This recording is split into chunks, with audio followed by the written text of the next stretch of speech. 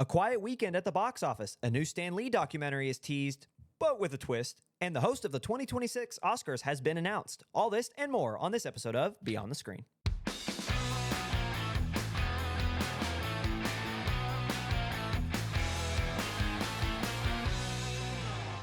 Hello, everybody. Welcome to Beyond the Screen. We're in week 17, if you can believe that, Jake. I wrongly last week said we were in week 15. We were actually in 16. And now where did 17 weeks go? That's kind I of don't know, man. That's season one stuff, man. I'm not worried about it. I don't we're live in the past. officially Now, season 2. what I am living in, I got a coupon book. Shout out, I don't know, Boone Snappy? County. Yep.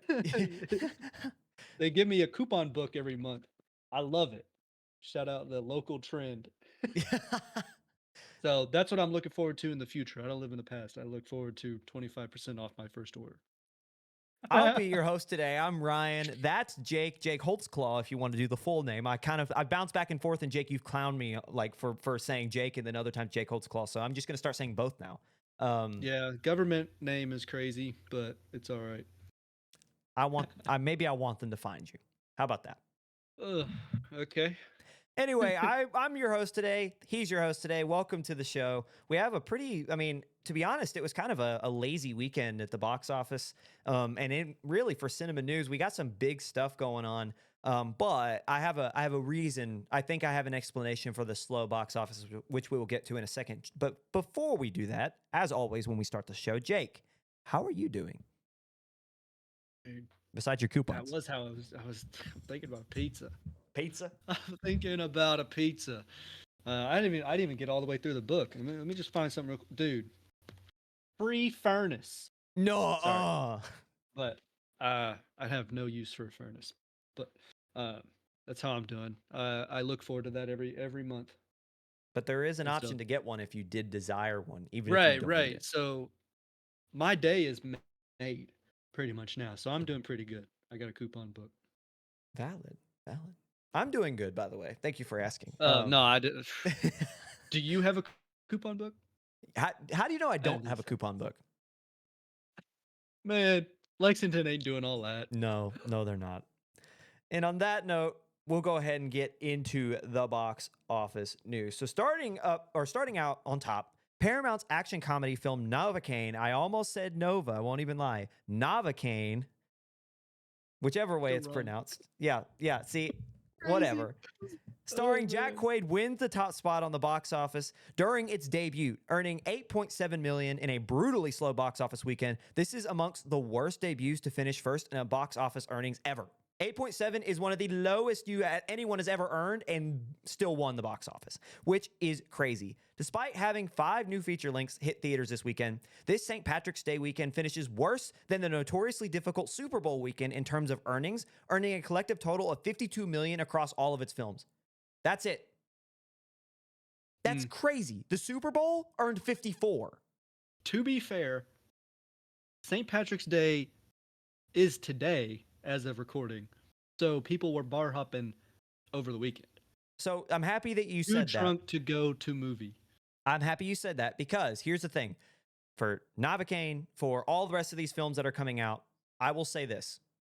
People want to give all the excuses to whatever films came out in the Super Bowl, like during the Super Bowl weekend or around the Super Bowl weekend. And it's too far removed from my memory to pull up a specific example right now. They act like the Super Bowl is some big excuse, which it is, but they don't want to give the same, like the films, the same excuse that came out this past weekend during its March Madness. The NCAA just came out with their tournament predictions. It's what's called championship week for those who follow college basketball. So every single conference tournament happened on the same week and the same weekend, concluding at 6 p.m. on Sunday with an hour-long special announcing the tournament field. So it's like people are like, like if you read anywhere, like specifically we're using Variety because they cover the box office and Box Office Mojo, as we've notoriously complained about in the past. But if you follow Variety like we do, they constantly are talking about how like, oh, this is a big bruise for the box office. This hurts. But if you like really dig into it, it's the same reason why the Super Bowl, like why why films don't perform as well when the Super Bowl's in. It's because most of America is at home watching basketball. much like they're at home watching the Super Bowl. It's a tough weekend. So I would understand. Or passed out on the street. Or on St. Patty's Day, because I mean, they should start like allowing you to. Well, never mind. You shouldn't do that. I was gonna say like drink in the theater, but don't do that. Don't do that. Some do. Some do. Some do. You got to be careful with that kind of thing. But on that I mean, note, AMC will let you order and they bring it to you. wow, They have little trays. You know about I that? forgot. Well, I mean, I'm not like rich, so I don't take advantage of that. But I, Buddy. dude, who are you, man? Oh man. Nah, but I do think that it is important to point out that distinction that there seems to be a little bit of a double standard here, and I would really like to see what box office numbers in previous years, how they compare to this year's kind of like championship week, if you will, for college basketball, because that would be the same exact excuse. If you're going to use it for Super Bowl, you should use it for the NCAA tournament, especially the selection show in the weekend of, because that's a pretty big event. And they tune in. Like, I was watching SportsCenter earlier today. If you can't tell by my Bulls hat, I partake. And I was watching it today. They had over 8 million as of 4 o'clock, 8 million tournament like projections or like submissions on their app. They have a tournament challenge app where you can fill out your bracket. They had over 8 million brackets filled out. The tournament, the field doesn't become solidified. Like, it hasn't been confirmed for 24 hours yet. That's crazy. I mean, everybody at work, they did a bracket at work, which is closed now, but I wasn't going to do it. I was just going to use AI if I did do it, just to see if it could get me any money. You are, dude, you are like hated by all these film people. They're like, oh, AI, no. And Jake's like, I would have used it to fill out my bracket. Like, dude, I don't know anything about basketball. I don't know anything about any sports ball, dude. Jake, I have the one of the funniest stories that I've ever had is, you remember when I narrated or VO'd your one of your final projects in college? Dude, you can't. Dude, that's all I'm gonna say. I'll leave it there. That was one of the funniest readings I've ever had to do. And I will allow the rest of the synopsis, or the rest of the synopsis. Sorry, I read the word synopsis. I'll let the rest of the people at home decipher what I'm insinuating, because it was really funny. It was not written by AI. Anyway, influenced. The format was influenced. I needed to know what a voiceover. Back to Novocaine, back to Focus Features. The film finished slightly below projections of 10 million, earning upward, or after being in theaters, almost 4,000 theaters. It earns only 8.7. It was projected 10. So again, I think that it was a little generous given the circumstances like surrounding what was going on in America. However, still finished under what it was projected. It earned a Rotten Tomatoes score of 81% and is generally well liked. It's got a B on Cinema Score, which is, again, fantastic. Like, this is a really well received film. So as we do, we'll go over the IMDb synopsis for all the new films. When the girl of his dreams is kidnapped, going to Jack Quaid's character, he's a bank teller. He works in a bank. A man incapable of feeling physical pain turns his rare condition into an unexpected advantage in the fight to rescue her. What else could have contributed, Jake, to the struggle that is the box office this past weekend outside of sports? Because obviously that is one element, and I think they're probably the biggest. But what else could have probably led to an $8.7 million earning film being the box office crown? I just don't think it had. I just watched the trailers and I see the marketing, and it's not much more than gore, I guess, body horror, more not horror, but that's the audience that it somewhat appeals to. Like, I know when I think about it, girlfriend's probably not going to be into it. My mom's not going to be into it. Dad probably could care less about that story. Doesn't matter to him. You know, like, I'm thinking about the people that surround me, and it's just not a movie that really captures, like, I think Love Hurts also somewhat flopped, and it kind of falls under that kind of feel. It's just kind of a action movie that came out. You probably won't remember it a few years, and I know that's harsh, and I'm sorry to say it, but it's likely very good performance by Jack Quaid as well. It's just not like super big deal. It doesn't feel awesome. Now, it is an original, to my knowledge, a story, and I like the idea. It's just really, I don't think the audience is there, and that's probably why. On top of basketball and uh, St. Patrick's Day, because people are doing bar hops, pub crawls, Yeah. big cities. Like nobody's at the movie theaters; they're getting wasted at noon on Saturday and Sunday. Yeah, it's weird because Novocaine seems interesting. Like I like the concept. I feel like it's taking a really like Criminal Minds has the notorious TV show. Those of you who've seen it, you know what I'm talking about. They have had a criminal on there have the same affliction where he can't feel pain, but like it like drives him to commit crime and murder and like other characters throughout Hollywood. And I feel like this is like taking that trope and kind of flipping it, which is why I kind of liked it. Like there's something about like a blood pumping, like it's not even like it, I think it's described as a thriller even on here. No, an action comedy. So good. I know like it kind of plays on those tropes, but it seems to be taking that oh, I doesn't feel pain, oh, and making it more fun. And there was a point actually that you had made a number of weeks ago when we talked about this coming out, like looking forward before it was released. How accurate is it in its depiction of people who can't, who don't have the neurons that fire in that way? Like how accurate is it? That's where my interest would be. Something else that I think is really interesting about this film. 18 million was spent on marketing from what I've read. Where did Marketing or total? I think that was marketing? I thought that was Maybe it full was budget. maybe oh, it was 18 full budget. So then maybe that would answer my question then because I was going to say where did that 18 million go? Because I don't outside of the theater when we were watching Nosferatu, I don't remember really seeing it anywhere. Like it was on some I got commercials. ads. A It lot was of on some socials. ads, but it was like like there are certain films where it's like the marketing budget's going like to good use because it's like you hear it all the time. Or like you see it all the time. This I just didn't feel like this. It was every now and then, and the only reason that I paid attention to it was because it was like, oh yeah, that film I saw like the trailer for that I thought was cool. But it's like if you didn't have that experience, if you're not like an avid moviegoer, how are you supposed to know? Right. I think that is my point is that's what's working against it, especially if the budget was just 18 million. I thought that the budget was 50 and 18 was spent towards marketing, but I could be completely wrong. I could be mixing up some numbers. I Um, thought it was 18 to the movie, and then marketing's always a mystery. yeah. Um, which fair enough. I work in marketing, and money goes in and goes right back out, just if not Yeah. faster. It's one of Uh, those things where it's um, like I don't want to admit how much we spent on this billboard. You know, but like it worked, didn't it? yeah. I don't want to say what I spent, but you saw it, like and I I mean, get well, that, but yeah. So it's like I'm not gonna tell you how much I spent on it, but yeah. didn't we did we make a whole lot of money? Didn't we come out on top? Yeah. You don't want to know what it took to get here. I think that before we move on, I think that those two things, it's the sports going on, very very like eye-drawing time of year for basketball in particular, and the fact that I don't think that they didn't spend as much as they should have or they didn't spend it properly on marketing because I just didn't see it like I know I've seen other films. Anyway, and that might just be a focus features thing because obviously you're going to see Lilo and Stitch a lot more, which we'll talk about later. Anyway, moving on. Mickey 17, the Bong Joon-ho film, finishes second in the box office in its second week in theaters, bringing in 7.51 million. In its domestic total, it's at 33.2.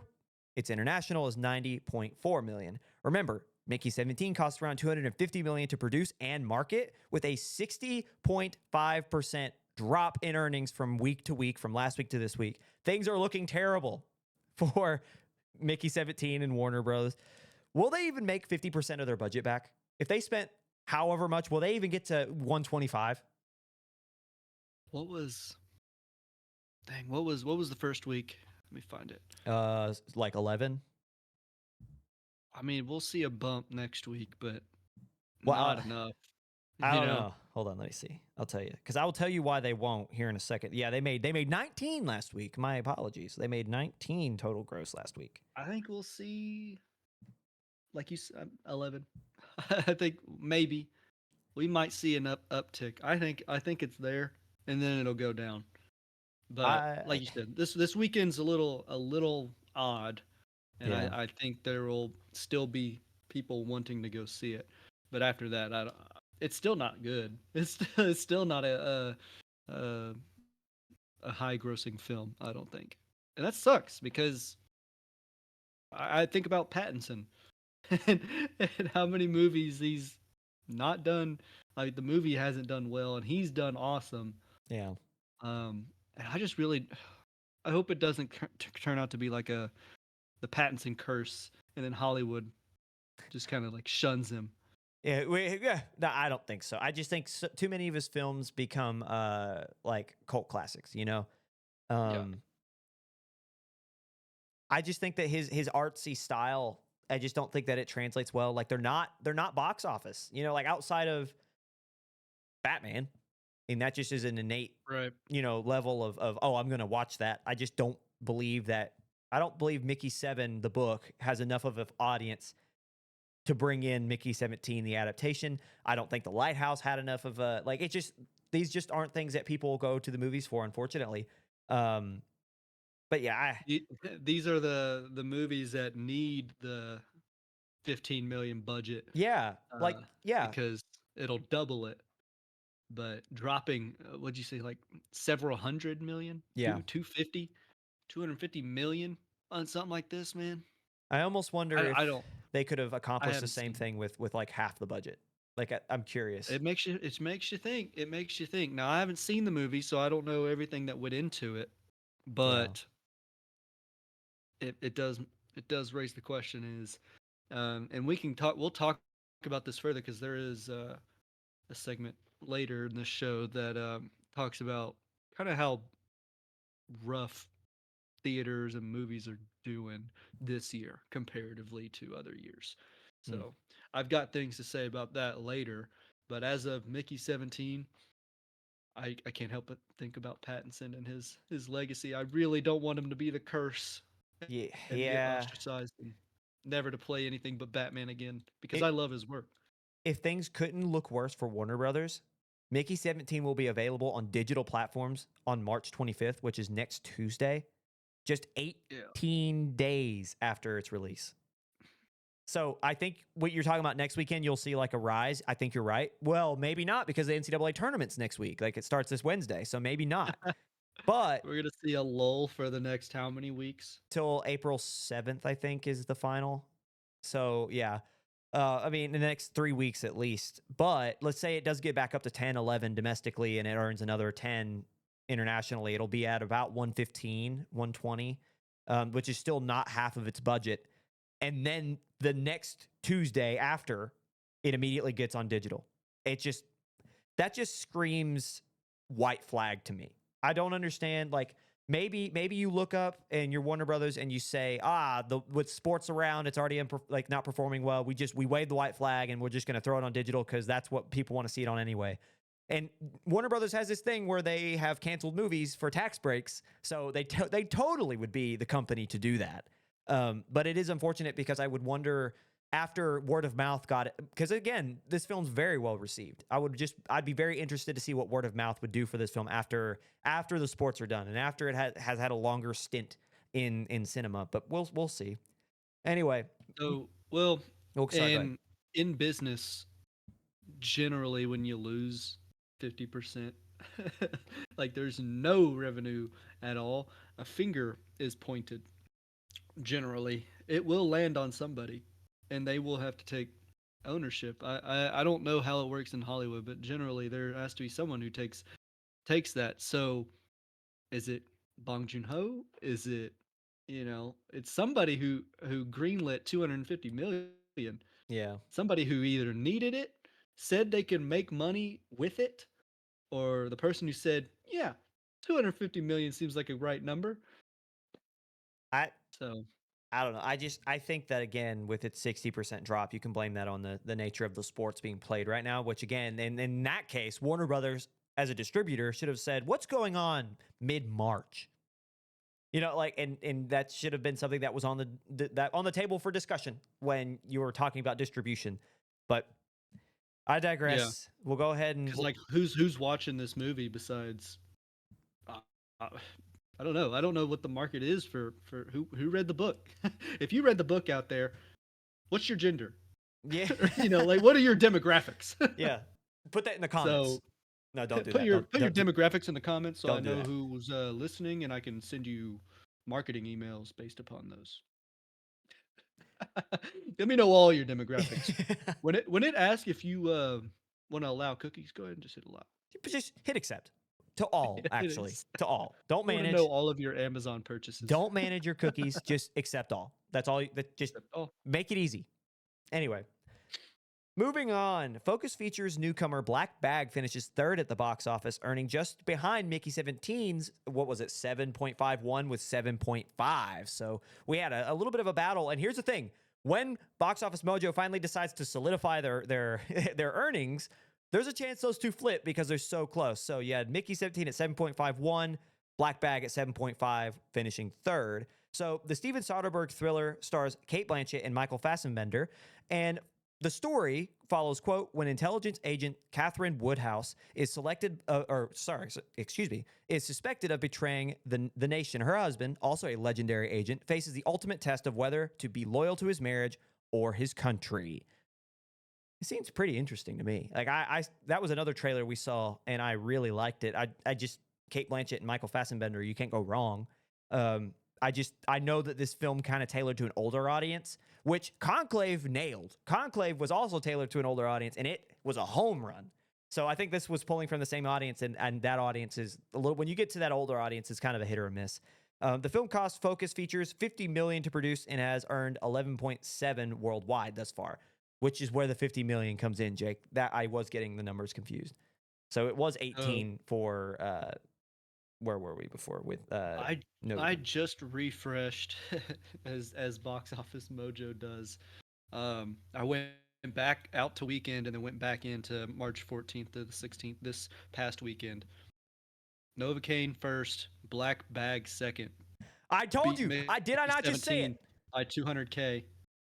Did I not just say it? And then Captain America, and then there's a Looney Tunes movie that we'll mention. Ryan's got the script, so I'm not going to take the script away from him. No, go ahead. But, well, I'll read the script. Go ahead. My script. Go ahead. So, all right. You want me to read off Captain America? All right. Captain America: Brave New World slips into the top 5 for the 5th week in a row, earning 5.4 million. Is that true? Is that true, Ryan? No, it's not. 5.693. Again, they just solidified him. I'm sorry. At Disney staying power. The film has earned 388.5 million worldwide thus far, which is likely also wrong. Thank you, Ryan. I'm kidding. But so we knew that was going to be fourth. The real toss up is Black Bag taking Mickey 17 second place. Which is again, thanks Box Office Mojo. I mean, come on. We knew we're on the bleeding edge, people.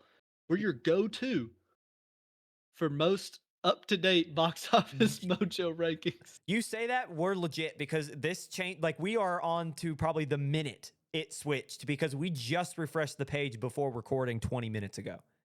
So it's like they just solidified these, so you're welcome. But anyway, yeah. So as we were talking, I literally just said it. I said, oh, there's a battle for 2 and 3. Black Bag could have overtaken Mickey 17 by the time we're done. Jake insta refreshes. It happened. So Black Bag finishes second, 7.6 million. Mickey 17 third, 7.4 million. And as Jake expertly said, reading a pretty good script, if I might add, reading it very well. Captain America finishes fourth. And going on to fifth, Jake, again aforementioned, we have a Looney Tunes film, which in the year of our Lord 2025, we're having a full-length animated feature Looney Tunes film from not Warner Brothers. I'm sure, obviously, they have a ton of stake in it, but from Ketchup Entertainment. Never heard of them. Honestly, didn't even know this movie was coming out. I had no idea. No, the film is called The Day the Earth Blew Up, a Looney Tunes movie. The film earned, and I'm going to tell you accurate numbers because I had 3.1. It is still 3.1. I am accurate regardless. The film earned 3.1 million domestically and 5.2 internationally. This is the first full-length animated feature, including the Looney Tunes cast, in forever. I can't even tell you the last time that it was an animated feature because they had forever. They had Space Jam with Michael Jordan, obviously the sequel with LeBron. In between there, they had Brendan Fraser in Back in Action in 2004. I don't know the last time that we had a full-length animated feature with Looney Tunes, but it's been a hot minute. And for those who are curious what the film is about, The IMDb synopsis is, quote, Porky Pig and Daffy Duck are Earth's only hope when facing the threat of alien invasion. And that's it. That is it. That is the only synopsis that IMDb gives you. Jake, does this Looney Tunes film interest you?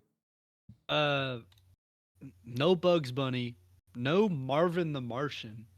What? Mind you, it is a world takeover movie, and it's just Porky Pig and Daffy Duck, I guess battling out against the Invader, played by Peter McNichol.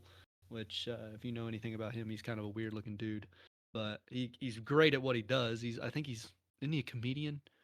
What's he known for? Do you know him, No. Ryan? No. Just stumping you. Hold on. Give me a second. What's his name? Peter McNichol. Nicol. MacNicol.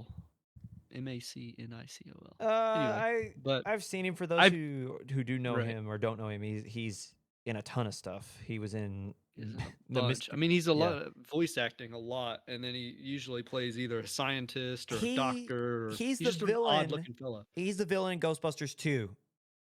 Yeah, That weird looking dude with he has like the vet or like the sweater vest and like the curly hair, the bad guy. Yeah, that's who he is. He's the villain. he does a lot of voice work as well. So I like his work. I'm just saying he's about the only one I do know in this film. So I'd be interested. Do you know budget? No, I'll look that up real quick. I'll tell you what. The one thing that I need to see is Duck Dodgers. If this man is not Duck Dodgers, you just said there's no Marvin the Martian, which that's who Duck Dodgers, who is Daffy Duck. That's like his No, superhero it's persona. Eric Bauza. No. Not What? the actor Duck Dodgers. Duck Oh, sorry. Dodgers is Daffy Duck's persona, his superhero persona he takes up when he's like fighting Marvin the Martian. Oh, He goes, Duck Dodgers to the rescue, and he shoots like a little laser. And we saw it back in action, and that is something that with an alien invasion would be perfect to see is Duck Dodgers. or how about the Martian who Marvin, where's Marv? Marvin? Where is Marvin? But yeah, it also kind of looks odd. Like it's not the same animation as what I'm used to. I don't know if you're watching the trailer, but anyway, go check it out. Let us know if it's good. But it's one of those things that slipped under the radar, which makes me wonder. Did they spend any money on like social media advertisement? Because usually I'll see something. Even the black bag, I didn't necessarily know it was coming out this weekend, but I saw something about it this past week. Yeah. And I was like, oh, there's whatever that is, because I mean, who was it? Yeah, Michael and Kate Blanchett. Like that was about it. I saw Kate Blanchett and I was like, oh, she's popular. She's doing something. I didn't know it was this weekend. Yeah. If I had probably read the caption, but that's the way social media is. You could pour your soul into a caption. Half of y'all people watching this don't even read my captions, and I try hard.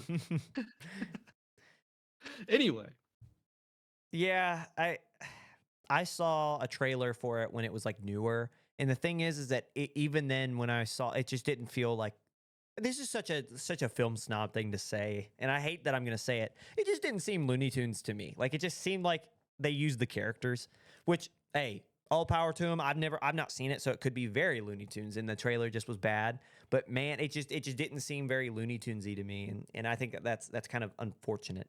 Other news before we finish this segment: Paddington, Dogman, and the Monkey all drop out of the top 5, and Mufasa, at long last, it dies. It's out of the top 10. And I think it's at 12 now, and that staying power for Disney 11 is starting to work. Whoa! because you know who's at 12. Something that I don't know if you mentioned. Not in the script. It's not even in the script. Opus opened this week. Yeah, You remember that A24 with the weird John Malkovich, right? I'm trying to think. Yeah, John Malkovich. I'm trying to think of the synopsis, but he's like a singer. He's a musician or something like that. He's a crazy popular guy who has a cult, and it's basically The Menu, but with music. Which it only made $1 million this weekend. I read that the reviews on that weren't great. Well, I don't know. It just didn't seem interesting to me, but it did open. so and Mufasa still beat it. So it's very rough day for those fellas at A24, but it's likely that they don't care. No. A24 is not the kind of people to be like, ah, just toss money at it. Oh no, we Oh didn't. no, We made 1 million. Oh no. dude, Yeah, they're just there to tell stories. I don't know who the benefactor is for those guys, but good for them. yeah. And I think that is a perfect point to end segment one. So, coming up after the break, Stan Lee, the final chapter is announced, and the next Oscars host has been revealed. Ooh, who could that be? Coming up next, you'll hear about it.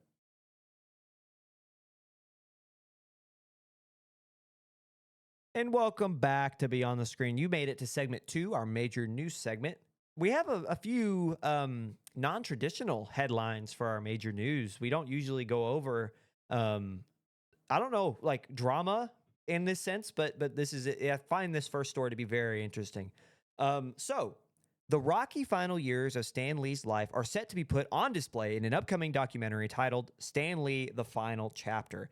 Documentarian John Bolerjack announced this past week of the documentary's existence and the content matter. So, Bowler Jack was a fixture of the Stan Lee entourage in the final years of the legendary comic book writer, as he would follow Lee around from convention to convention and from public showing to public showing, with the goal of filming these experiences to be part of a reality TV show centering around Stan Lee's life.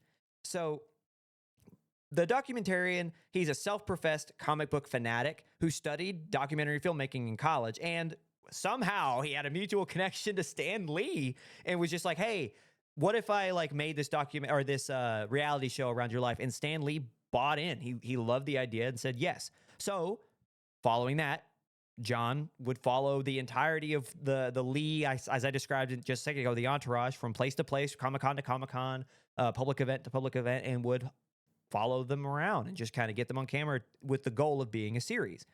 Yet, despite capturing a ton of charming moments, his camera lens reportedly also witnessed horrors beyond comprehension in regards to his caretakers. In April of 2018, 7 months before Stan Lee's death, the Hollywood Reporter would publish an article outlining allegations of elder abuse, Lee's struggle to cope with following the death of his wife Joan, and a power struggle for care of Lee and control of his estate. So a lot of nasty stuff was going on in April of 2018, which was a number of months before Stan Lee passed away. So before he even died, there was already kind of knowledge and public perception of this mistreatment of the legend himself. All this to say, again, it is public knowledge. However, John claims that things were so much worse than even the public knows about, and that he has evidence of it, which he is now making into this documentary. He claims that after getting close to Lee, he advocated for the elderly man's workload to be lessened, only for these cries to fall on the deaf ears of his caretakers. The documentary, Bolerjack, claims that he spoke at length about his project with Lee and received permission from the now late comic book writer to turn the footage of what he had agreed to be a reality series into a documentary after they had gotten close. So, again, Bolerjack states, quote, I spoke to him about this at length, even toward the very end of his life. A lot of things have happened to him, but I didn't get the real sense that he felt shame about it. I think he wanted it out there to be some sort of warning. You might be asking now, after all that, you at home, you watching this on YouTube, listen to it on Spotify, you might be asking, when does this come out? When can I get my eyes on this? Because this sounds like something that would be completely mind-blowing. This is where the twist comes in. If you remember my little lead into the very beginning of the episode, because you will get your chance to see it after you take part in John Bolerjack's Kickstarter campaign, which was incongruent. It came out at the same time with the teaser trailer that he released with some footage, and it was really depressing because it showed Stan Lee all sad, and these guys are like, "What are you doing?" And he's like, "I want to go home," and he's like, no, it's just no. And it's really depressing, right? You see this, and then immediately the guy's like, give me money. I have a very specific thought on this, but Jake, I want to hear your opinion first. I saw that clip on TikTok, and I didn't know about the documentary. That was what opened my eyes to like, dang, I never really thought about I always thought that Stan Lee was able. And I mean, yeah, he was 95. It kind of puts it in perspective. Um, I always thought that he was able to take care of himself and he had his wits about him and he just, yeah, he's on a scooter, but I just thought that he was all there. But I mean, he's a 95-year-old guy. He's not gonna know some things, and so I hate to see that he was taken advantage of. And even within this article, it says that he was in financial ruin Yeah. by the time he died. So that's just that's crazy to me that this pillar of like superhero content. I mean, I don't, content media uh, fell that far, and it not even of his own doing. It was probably being led astray by malicious intent. Yeah. Um, Other people just not having his best interests in mind. Can So, you and imagine your wife passes away, you're 95 years old, your estate is in ruins because your family, your kids, your caretakers are trying to take all this money from you and you just want to rest. And because you've got no money left, they're parading you around from event to event to try to squeeze more money out of you. yeah, that's rough. Yeah. And even after your death, Yeah. a Kickstarter campaign to promote a documentary. Um, if there's any time to pirate anything, Yep. it would be this one I probably. I will and you said it because this is exactly how I feel about it is like if you truly felt the way you say you feel about it after getting all this footage and after befriending this guy, you don't try to then squeeze money out of it. Because again, exactly your point. You're doing the exact same thing his caretakers did. I think this is disgusting. Like Yeah. it's just I would love to see it just so that the full 100% transparency and we can put the caretakers on blast for what they did because then they can be held accountable. But now I don't even know if I want to take part in this because I'm not donating to a Kickstarter because again I don't feel justified. And like you said, I don't feel like I can justify my money being sent to someone who's continuing to take advantage of this poor man. Yeah. But it's like now even when it gets released, I don't know if I even want to watch it. Well, I if I could get my hands on it without giving money, I'd watch it just to know to be one of the only people who is in the know about the mistreatment. Whether or not I can do anything about it or speak up, but I would be. But even if you got to think about who made the movie and who's going to make money from it. Mm-hmm. How could this documentary possibly paint it as bad as it was? There's no way. Because you and I both know, and the people listening, editing is, I mean, I can make you say things you never even dreamt of thinking Mm-hmm. just by cutting up a few sentences. AI can replicate your voice based upon one, like, 3 sentence paragraph that it has you. I mean, the quick brown fox jumped over the lazy dog Mm-hmm. is and none of y'all take my voice uh, because I said that, but I don't even know if that's what AI has you say. But my point is, there's so much that you can change and omit or put in or leave out that can change the story to the point where you make or I mean I'm not implicating Bowler Jack here, but he could make himself to be the hero when in reality he's just as bad. Yeah. So, and I'm just using him as an example because he's an easy target because he's the one who's putting it out. But that's the point to be made here is can this documentary even begin to scratch the surface of the truth? I mean, I think you already hit the nail on the head. I think he is just as bad because he's the one peddling out the Kickstarter. If you truly felt like you wanted to get justice, you would just release the footage. You know, like who has footage and evidence like that and then says, if you want to see it, pay me. You know, Yeah. like you do that when you have one something to gain or two something that you are only a specific like version of events you want to be out, right? So like the reason you withhold the rest of the information is because you know there are things on that whatever information you're trying to hold that implicates you just as bad. You know, so it's like I don't know. I just think, and in the article too, it described that a decade ago is when this guy and Stan Lee became close. That means that less than 3 years they actually knew each other. You know, like I don't know, it's just a lot of weird, man. It's just a lot of weird in this, and I don't trust it. I don't trust it for 1 second. I think this is kind of disgusting. Yeah, I'm just looking at the article here by the Hollywood Reporter and quoting Bowler Jack, and the types of quotes here just seem disingenuous, or like something you have to say Yeah. after this.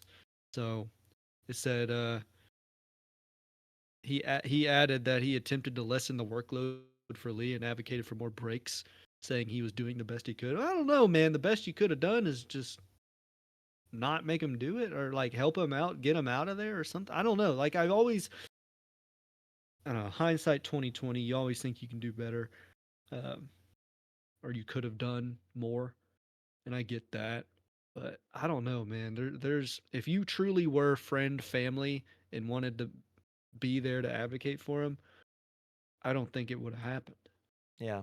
because you know, you can just load Stan Lee into your car and leave the function. I mean, I don't really know. I don't know all the details. I don't know if he was willingly at these comic book signings or whatever the signings were. Um, I don't The- know the full story, but Elder abuse is against the law. right. Like, like you, there are agencies and entities out there that you can call who would probably like to know and would love to put a stop to it. Yeah, there's likely attorneys out there that would love to do a Stan Lee Are you kidding? case. Yeah, that's a whole commercial in and So, of itself. yeah. Like, I don't know. Yeah, I tried to do all I could, but you know, I could only do so much. By the way, here's my Kickstarter. Yeah, it's just disgusting. I'm sorry. Want to see footage of how hard I tried? Yeah, he pulls 20 out. bucks. Yeah, pulls out like a card reader, just hands it. Just Good. like, yeah, go ahead. I'll show you the footage It's right tap too. after. Tap. Tap to pay. It's tap to pay. Please. No, Oh my gosh. I'm just gonna keep getting worked up on it because I just think this is disgusting, and so we're gonna go ahead and move on. So, if you didn't hear before, we were alluding to the Oscars having its next He's host so wrong. He's so wrong for already hyping this announced. up. It's Conan O'Brien. It's Conan O'Brien is set to host the Oscars in 2026. It was announced. O'Brien stating after it was announced, quote, "The only reason I'm hosting the Oscars next year is that I want to hear Adrian Brody finish his speech," which is classic Conan O'Brien. The 98th Academy Awards are set to take place on March 15th of next year. Let's see here. While this is a very early announcement from the Academy, this year's Oscar broadcast brought in the biggest audience in 5 years with an estimated 19.7 million viewers. So it's not necessarily surprising that right after they have the biggest jump in viewership in half a decade or more, that they get the guy who hosted said event to come back. But there is one thing. So we got this from the AP, from the Associated Press, from an article from the Associated Press. And there's one comment in that. So it was a whole paragraph describing exactly what I just said. And there was one comment that I take high exception to. And that is, quote, "Despite the winning movie Anora being relatively small." What? Oh, this thing. Oh, the Oscars had all this viewership despite Anora being so tiny. Like, what are you saying? Like, that's so pompous. Like, I read that and it's like, okay, like I get what you mean. Like, oh, it's shocking that a small film like that would bring in that many viewers, but also, it's an Oscar nominee. Like, it Yeah. won the Palme d'Or. Like, yeah, it's a small budget, but goodness, like, what are you talking about? Like, it's already an award-winning film. It's not like it's shocking because it's obviously the Oscars and it wasn't expected to win, but it's not like it was already a nominee. So yeah, no, Right. that just seems so pompous. It's like, oh, yeah, Conan hosted it, but man, it's still Anora won. So who would have thunk? Who would have? Oh my! I just think that's so arrogant to say. But anyway, in regards to Conan, president of Disney Television Group, Craig Erwich, stated, quote, "Conan's unique comedic style perfectly captured the moment, and I'm excited to have his talents back on stage next year to helm another indelible. How do you say that word? And I I thought think that you got it. yeah, perfect performance. The Oscars also reportedly outperformed both the Grammys and the Super Bowl in social media metrics, which I thought was a very interesting little note. So Probably anyway, because everybody was pissed off about the AI. probably, but I think that the overarching story here is that Conan probably was a good reason that people tuned in, right? Because Conan, nothing against Kimmel, but I think Yeah. Conan is a little more personable. He's got that dry, very straight faced sense of humor. I just don't see him as someone who's like, I feel like I could cozy up to. Whereas Conan, he's so like outgoing that I feel like him just with his personality, it's going to bring in more viewers on top of Yeah. controversy. So I don't know. I just back to what my anger with the AP. Continue your thoughts, Jake. Um, I don't know what the Conan O'Brien show brings in. Or what is it? The late night? What's he do? See, I'm so far out of it. I don't even. My point being, with the obvious ignorance as to Conan O'Brien's uh, star factor, when I read the article and I read the title, I was like, really? It was it was Conan that what made this the biggest Oscar in several years. It's like I found it hard to believe. To me, Conan's like he's another Jimmy Kimmel. To me, he's just another late night talk show comedian. And I was like, I didn't watch the Oscars because of him. Now I watch the Oscars because I'm a movie nut. Mm-hmm. But if I think about it as a common man, still don't think they watched it because of Conan. I don't really know why they watched it, but I know I just feel like it wasn't Conan. So when I read it, I was like, oh wow, that was very quick decision there. Y'all really think it was because of him? But I don't know how many people actually tune into the to his show. And maybe I mean that helps a lot, Yeah. especially if those are not people who care about movies.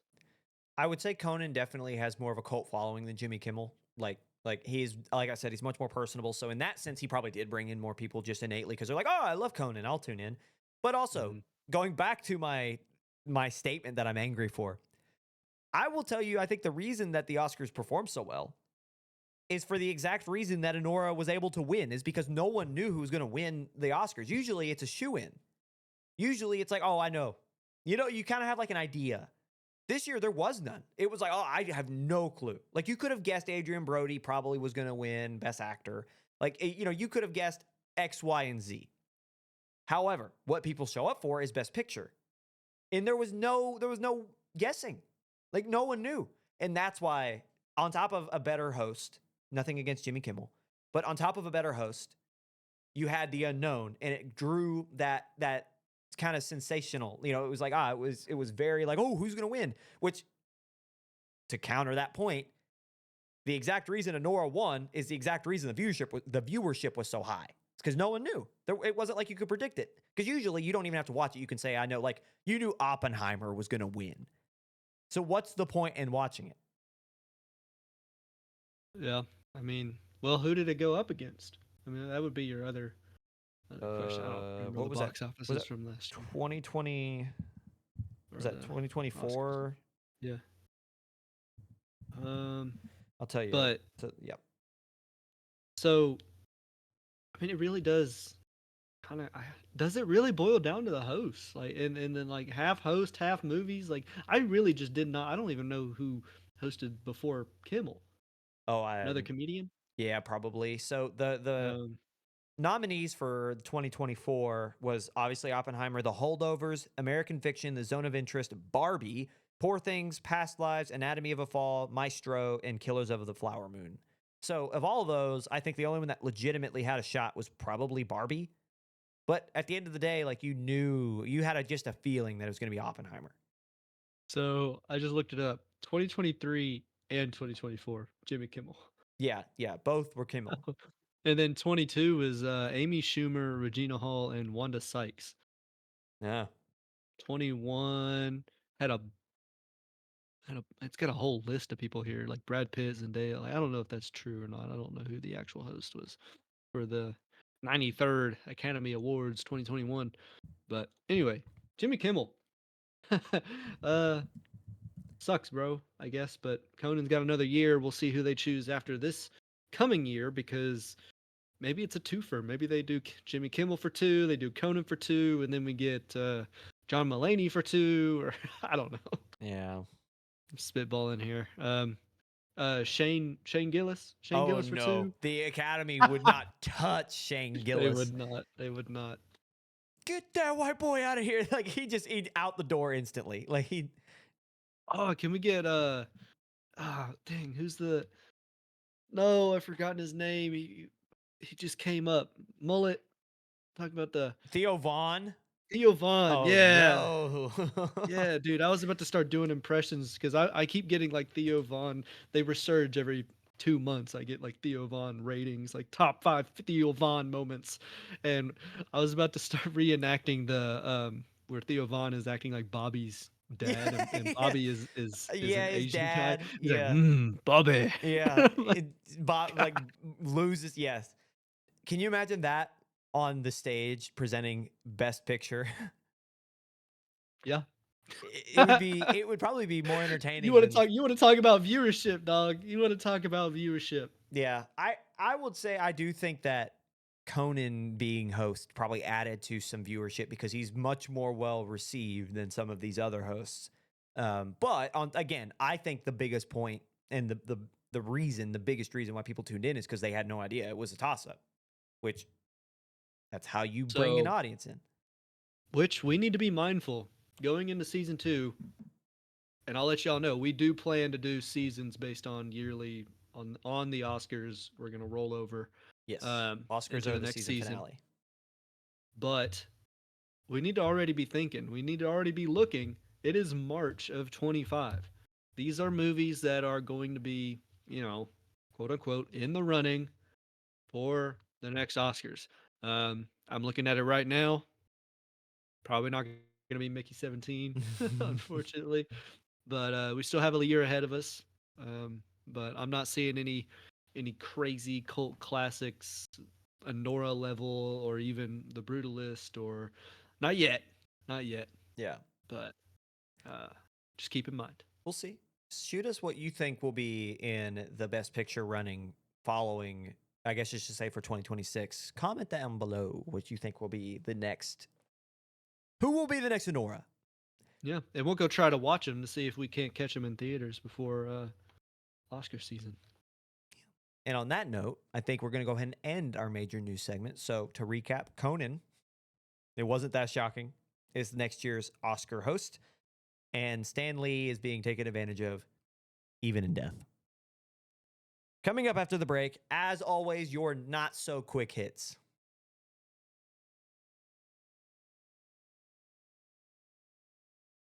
Hello, everybody, and welcome back to segment 3, your quick hits, or I guess as fast as we can get through them, because inevitably we'll get hooked on one topic and it'll be a 35-minute segment. Anyway, thank you Hits. so much. That's what you have to say after that. Every time. Quick, attempted to be quick hits. Anyway, thank you guys so much for sticking around this far. If you have made it an hour, 55 minutes in, again, as always, it really does mean the world to us. We love that you're here. It's just so fun to talk about these things as they happen and kind of to share our opinions because I don't know if you noticed, we're not journalists. We're just here doing this for the love of the game. We don't get paid. we just like to talk. We love movies. We love reacting to movies. We love sharing our goofy little opinions. So thank you so much. Share it, like it, comment, do the whole 9, and hopefully we'll see you here next week too. But before you leave, we're going to go ahead and get through segment 3. So going to hop right in here.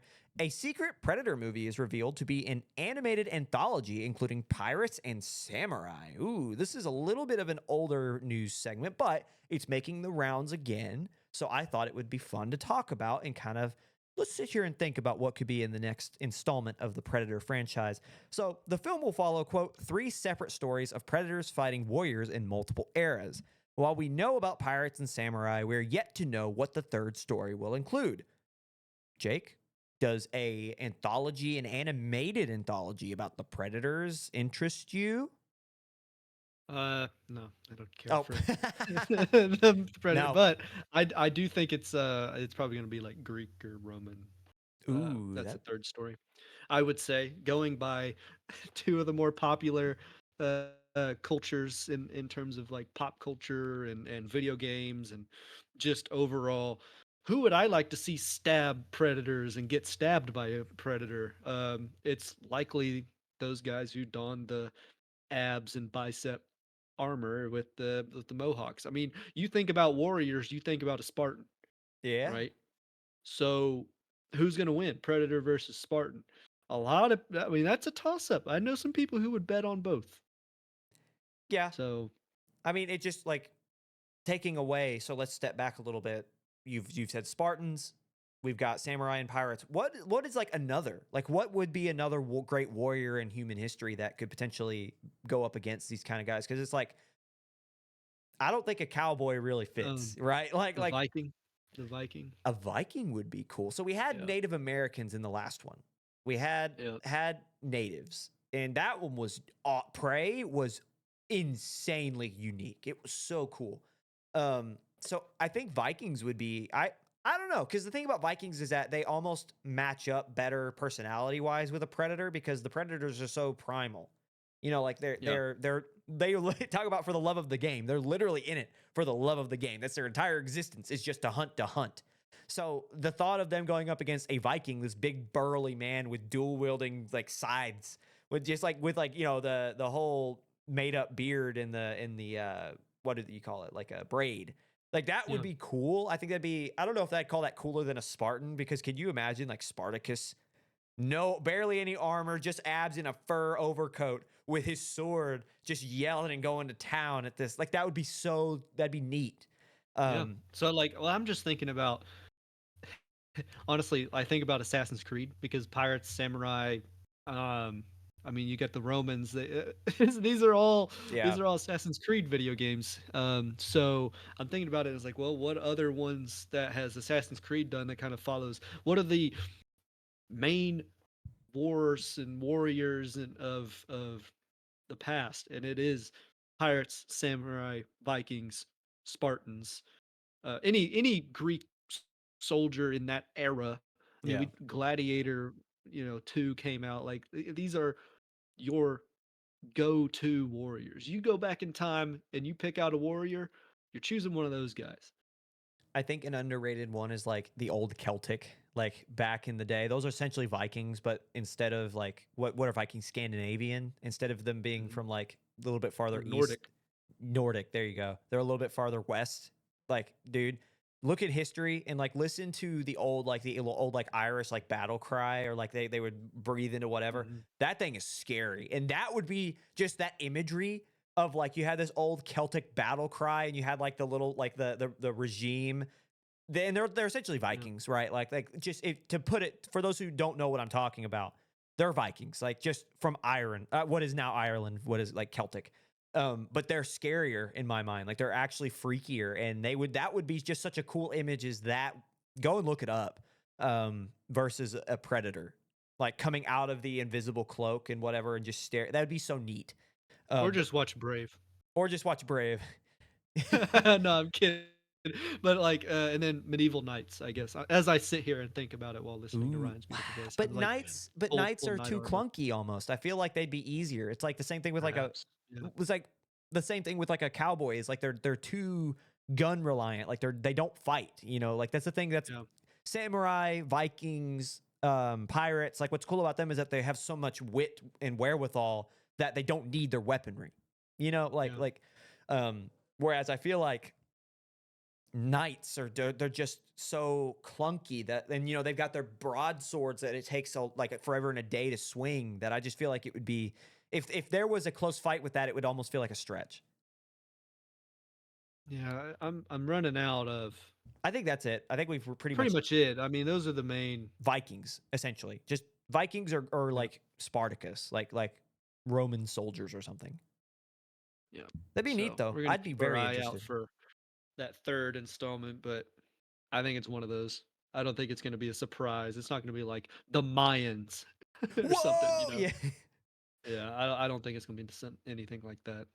It will be cool, but now back to like now that we've nerded out and like tried to go through who they'd fight in the third. This is all one movie. It's an anthology series, and I love the idea of like going back in history because the idea of the Predator is that they've been around for almost the entirety of human history, and they've just been hunting to hunt for so long. It would be cool to see them bounce around in an animated series. You could do so much. So I'm pretty excited.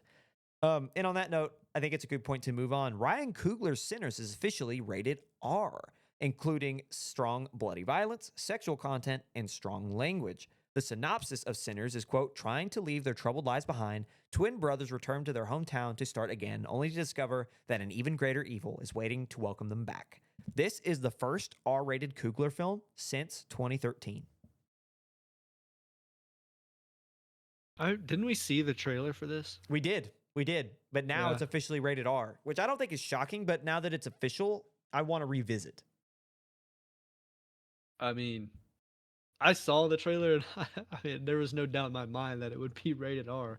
I mean, it's vampires and there's I mean Coogler to begin with, but I don't know, the amount of blood that we saw just in the killing there was killing in it, Brian. Please, What do you YouTube, what do you please, mean it's please. not rated R? Yeah. What do you mean it's not rated R, right? Yeah. I don't know. I'm not surprised, but it was a little odd that they I mean, I'm gonna spoil it because it's in the dang trailer. Go watch the trailer. But like one of the twin brothers is turned. And I was like, y'all showing that in the trailer? That seemed like to me, that's like a big deal. It's a You just told reveal. me the majority of the movie. I N- just feel like that was a portion of the climax falling into the resolution. I don't want you to spoil a climax in the trailer. And you I know don't what? know. That's You know what they're doing to you? They're going, eh, you and watched. You know, like yeah, I watched the trailer. Does that mean I'm gonna pay money to go watch the whole movie? I just watched the whole movie. That's a whole nother can of worms that I don't want to get into about trailers and the editing and how they do it because there are some trailers out there that that's the entire movie. So yeah, I to get back to like the headline, I'm interested with an R rating how Coogler will push the box. Like how will he test the boundaries? Especially it's a vampire film. Vampires are scary. Like they're supposed to be. Like I'm excited to see kind of where this goes. Um I don't know. Moving on. This actually, Oh, sorry, go in ahead. this article, it says, uh, I don't know who he is, but I'm just gonna read this sentence. He will even direct another project, Thomas Crown Affair, which he'll star in alongside Taylor Russell, and he's teaming with John Wick director Chad Stahelski Stilinski. Stahelski Yeah. for Rainbow Six, another Tom Clancy movie, which, mind you, is I mean I play Rainbow Six. That's kind of huge. Didn't know about that. So let me figure out if he's talking about. I think it's I Michael guess B. he's talking Jordan. about Jordan. Yeah. So Michael B. Jordan. There's not that many characters in Rainbow Six that Michael B. Jordan could play unless they do a race swap. So I am excited to see who he does play, but that might be awesome. That I don't know if it's gonna have a massive like this is gonna be a super big success, but if they don't spend a lot of money on it, I think it'll be good. Yeah, I like And Stilelski. I like dude, I don't know how to read that. Chad. I like John Wick. I think he's got. Yeah, Thing is about Chad is that like he, if I remember correctly, he is a former stuntsman. So it's like he understands, and on top of it, the way that he directs is not just a normal action movie. Like there's so much story that like he weaves within each punch thrown or each bullet shot out of a chamber, and so that's why I'm excited for him to, and especially dude Michael B. Jordan, one of the best actors of our generation of right. today. So everything about that, like I had not heard of, and I don't know how I missed that. That's I heard rumors. I only heard rumors of like a possible movie for Rainbow Six, and Rainbow is one of those games that has so much extensive lore that you don't necessarily need to know about to play the game.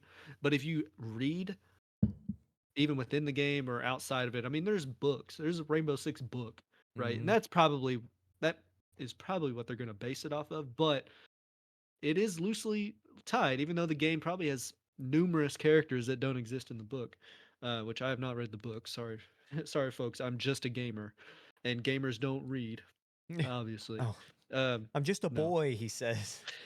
So, um, I look forward to it. I think that if they don't break the bank 250 million, like some people we've talked about, um, I think the player base is there to carry it to success, and it's back to what I was trying to say. I sidetracked myself. Um, it's so lore heavy that Chad's gonna do right by it. I think Yeah. there is so much lore even within the video game. Not even talking about the book that Chad is gonna have. He's gonna have a heyday if he wants. Only if he wants. Yeah. So Michael B. Jordan, keep an eye out. Everything he is everything he's in is golden. So and that I'm sure that will continue with Sinners and Rainbow Six adaptation. Moving on, the Spider Noir series from Amazon starring Nick Cage will reportedly be released in both color and black and white. So, in a recent interview, Spider Noir actor Lucas Haas revealed that the series will be released in, again, as I said, in color and black and white, stating, quote, "We filmed it in, I think it may come out in both black and white and in color. But when we filmed it, the monitors were all in black and white. So you get this feeling, and it looked very, very authentic." And he described how it was so, like, it is a film noir. Like, it's not like just the name and the aesthetic. It is actually like one of those old timey film noirs, which is very moody, almost thriller esque, but more suspenseful with the mystery element. Very smart is when you go back and watch like a Casablanca or Chain Gang. Like these films, they're very smart, suspense filled, what we would call thrillers today. Very, very well done. Um, I would be excited just to start off the conversation about this one. I am so bought in to Spider Noir. I don't know. I don't think this should connect to the Spider Verse films. I don't think, unless like obviously Nick Cage plays Spider Noir in like the animated feature. So I guess if that's like how he was able to transcend the multiverse and he just became animated when he's like got thrown into Miles Morales' universe or whatever. But I almost want this to be its own thing. I want it to be gritty because the thing about Spider Noir is he carries guns. Like he kills. He is not afraid. He's hunting Nazis in World War II. Like he is not afraid to pull that trigger. And I am so excited for this thing being a live action. So I would love to see it in black and white. I'm excited for the genre, about everything that this could be, and I just hope that they don't hold back. Right. And I'm gonna take a little bit more of a funny stance and say, if you watch it in color, you're a poser. But it is one of those things. It's where it's like, if the monitors were all black and white, and it's Spider Noir, why watch it in color? Unless, I mean, and I'm not gonna take away from anybody who needs to watch the color version, or if there's a disability I'm unaware of, do with it. Watch whichever one you want. But I am saying, to get the way it was meant to be, watch it in black and white. I plead, I beg of thee. Yeah.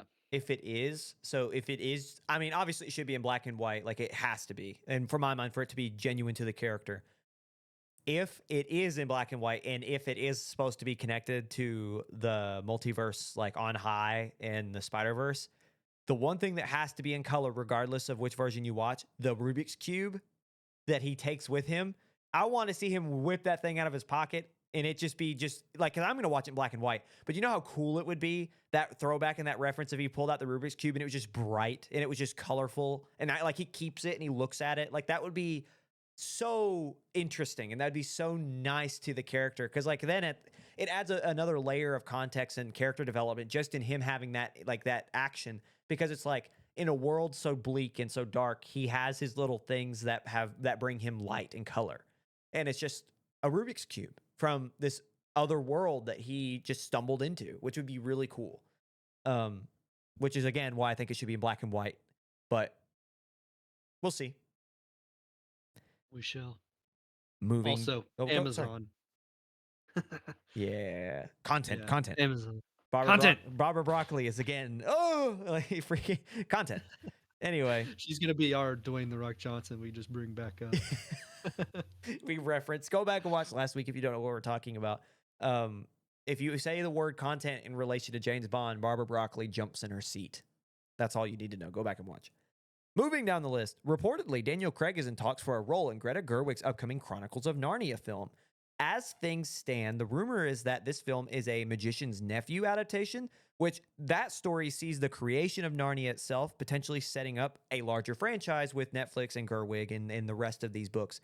So far, we've got Charlie XCX being reported and as in discussion to star as the White Witch, and the film is set to get a 2-week IMAX global distribution during Thanksgiving of 2026.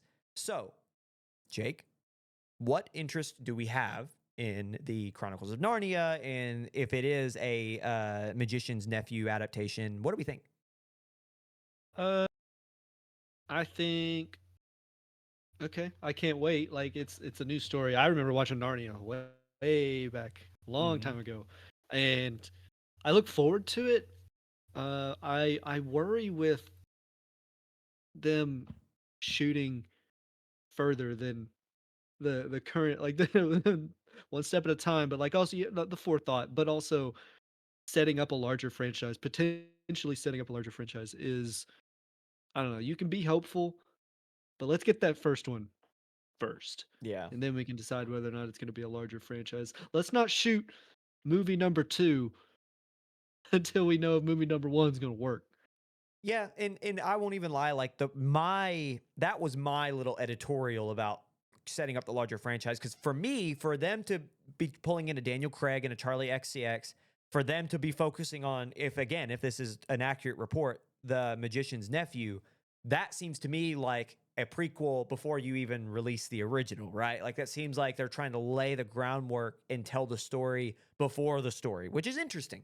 And so that's why I editorialized, because that was not something I pulled from the article. That was something that I hypothesized. So I want to make sure Okay. that's clear with that comment. Um, but I Not to think say that that doesn't happen. They no. there is often times where they'll shoot movie number two, movie number one flops, and then movie number two is even worse. Yeah.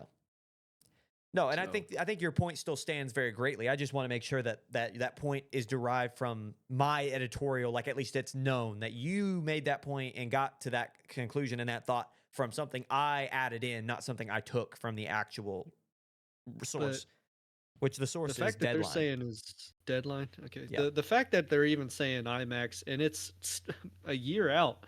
I mean, it's Thanksgiving next year, Yeah. and they're saying, "Oh yeah, could be one of them IMAXs. Get a load of this, Dwayne."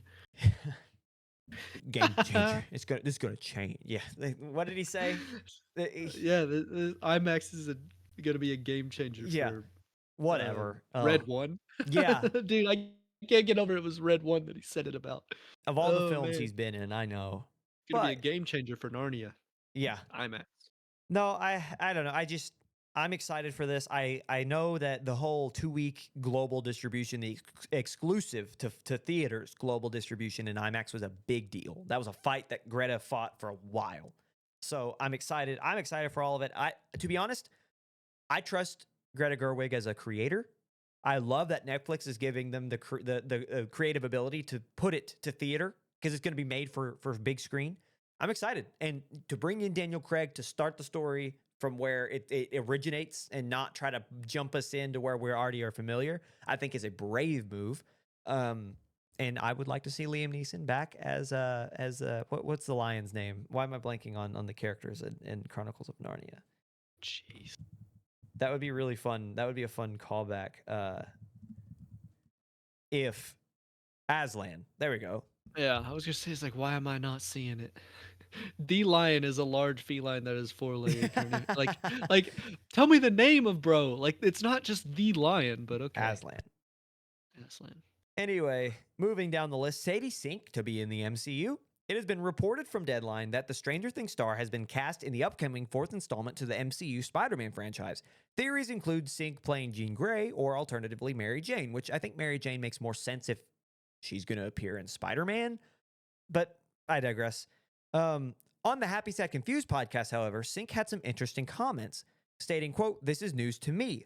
No, I have nothing to say about this. The rumors are really cool, though. It's an awesome rumor. Yeah, I know the character. It's a great character. So it was just cool to read. I think that's super exciting." So, not really. Yeah, I every here's the thing. Anytime an actor that's connected to the MCU is like, "Yeah, I know the character. Yeah, that would be cool, but I don't know nothing about it." It's like, "Dog, you're lying. You are lying to me." Okay, Andrew Garfield did it how many times? But I don't know. This doesn't feel. I don't know. The rumors are really cool though. It's an awesome. Like I don't know. That seem. I don't see it out of Sadie. I guess. I think you're wanting to see something. I think that she's bluffing so hard. I don't think so. I feel like I we've don't seen think this she's gonna be so it. many times. Okay. Maybe she's the next Andrew Garfield with his. I don't know. What would I ever be in a film? You know, like with until I see a trailer with nothing kicking the lizard, I won't believe that Sadie Sings in this. Go for those who don't know what Jake's referencing. Go watch the original teaser trailer for the Spider-Man 3. What was it? No Way Home. I forget which one the third one is, but go watch the trailer because in it you'll see Tom Holland Spider-Man alone swinging towards like 5 villains, and then in the bottom right you'll see Lizard just get clocked and he just fly back and there's nothing that hit him. And back in the day, everyone was like, "What happened? Like, you telling me there's no Spider-Man there?" And Marvel did that exact Yeah. face you just saw Jake do. They just went, he didn't say anything. It was so And the funny. whole time they were like interviewing Andrew Garfield for other movies, and then they would like sneak in a question about Marvel and like him being a Spider-Man coming back for Spider-Man. He's like, I don't know, It's like, but like smugly. have you He did- seen have you seen that clip to where he was in Atlanta filming and a delivery driver recognized him? No, I don't think so. Go watch that clip because apparently that delivery driver thought he was the biggest jerk on the planet because this guy was like, "You're Spider-Man, Andrew Garfield." And he was like, "No, I'm not." And he like was he's just like, "Give me my food." And he was like, and the guy was like, I think that Andrew Garfield was like, "Yeah, the guy must think I'm the biggest like douche in all of Hollywood." And it was just so funny to hear him say that because he was like, "I was trying to keep it a secret." In the middle of him lying to all these interviewers, I'm not in Spider-Man, a delivery driver, right in the middle of all that's like, "Oh," and it's like, you're Andrew Garfield." And he's like, "No, I'm not." So I just go watch that interview. It's so funny. And to wrap up the show, our final topic of discussion, a new official trailer for the upcoming Lilo and Stitch live action adaptation has been released, which includes the looks at Cobra Bubbles, Pleakley, and so much more. Pleakley looked hilarious. I know, Jake, you have some opinions about Pleakley and what is the I'm so tired. I'm sorry. I'm blanking on all Jumba? the name. Jumba. There we go. Jumba Well, and we haven't Pleakley. seen Jumba. You saw Zach However, Galifianakis though.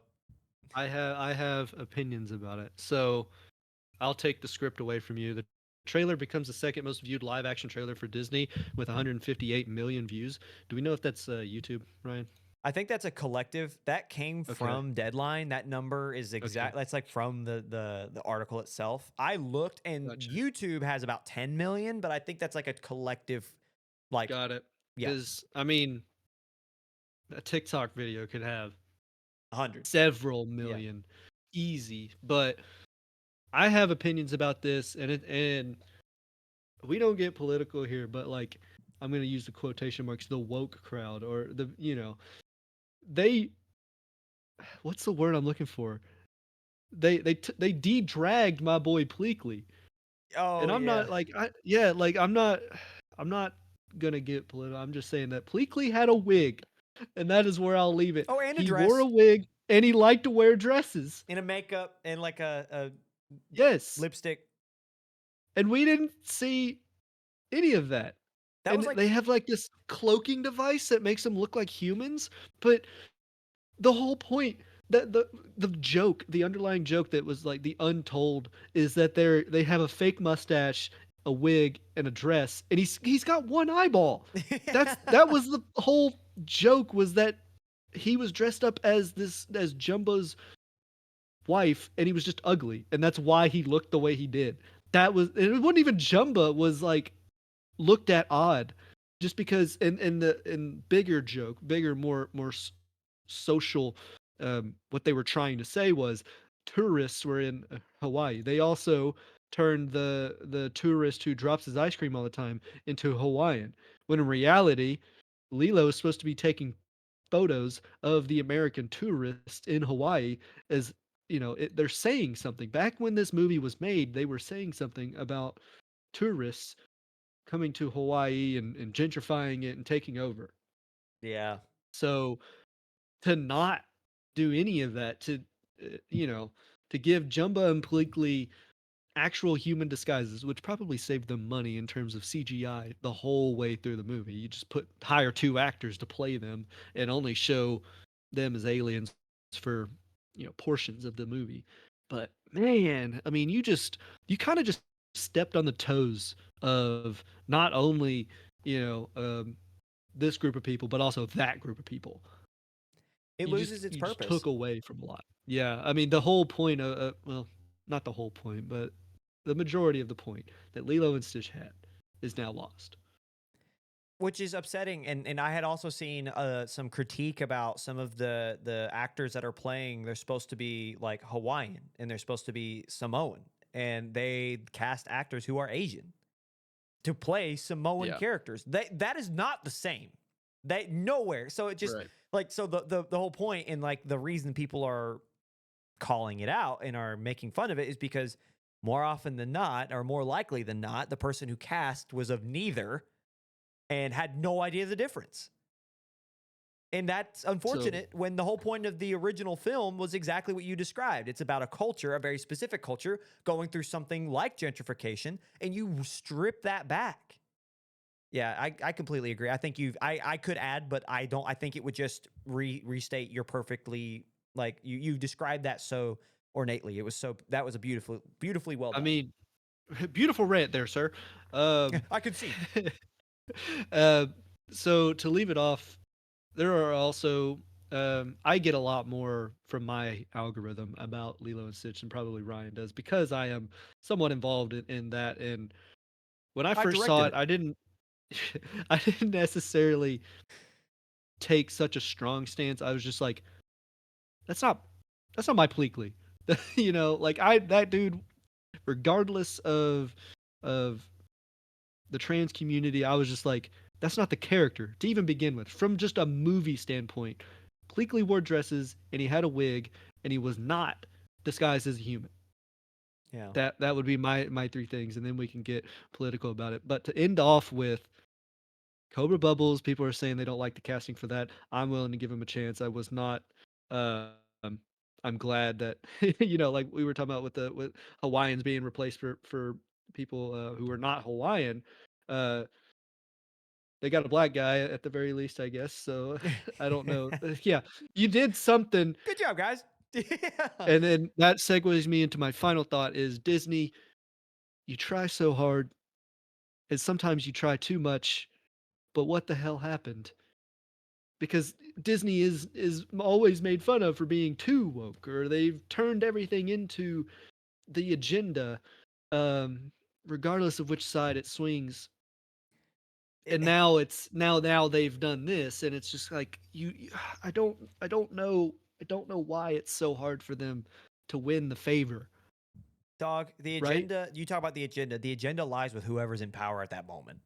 You I know, guess, like dude, if and this film came out 3 years ago, who knows? It might have been closer to source material, or maybe in the exact opposite direction where it was like the source material and then some, and then even we could be yeah, having and this way exact too same. much on Yeah, the other yeah, side. we could be having this exact same argument. Obviously I'm not going to make it political either, but like I'm just going to say like it's really like we just happen to be in a time where the political power in place is opposition to what you're describing. So that's It's no longer about telling the movie the way it should be told. Not only we haven't even mentioned Lilo and Stitch is already a movie. We are comparing it to the masterpiece it already was. yep, There's no need for this live action movie, and I'll say that about How to Train Your Dragon. There's no need.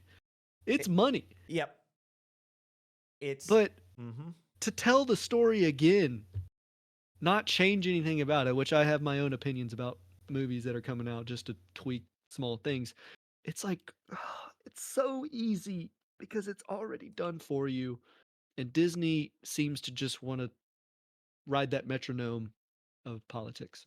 I think it's important, and this has got to be, I think, one of the final topics we discuss.